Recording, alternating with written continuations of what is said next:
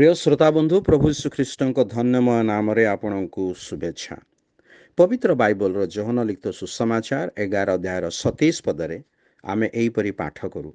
से ताहांकु कहिले, हाँ प्रभु, जहाँकर जगत को आगमन करिबार थिला, आपण जे ईश्वरंकर पुत्र सही ख्रीष्ट, यह मोर विश्वास।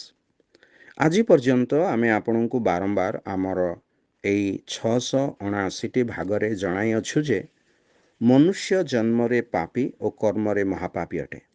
एही पाप और दंडरू मनुष्य को उद्धार करने निमंते प्रभु यीशु ख्रीष्ट देहबंत हेले और मनुष्यर पाप और दंड आपे बहन करी क्रूसरे मृत्यु भोग कले।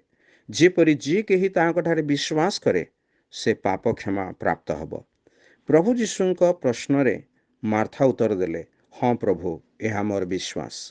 मार्था प्रभु यीशु ख्रीष्टंक वाक्य विश्वास कले जे जो माने परित्राण प्राप्त से निमंते मृत्यु नाही। प्रभु यीशु ख्रीष्टंक पाप क्षमा देवार अधिकार और पापर बंधनरु मुक्त करिबा निमंते ताहांक सामर्थ्य उपरे मार्था विश्वास कले।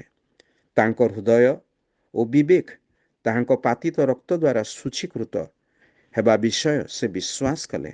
प्रभु यीशु ख्रीष्टंक बलिदान रे विश्वास करी से समस्त अस्थिरतार रक्षा पाइले।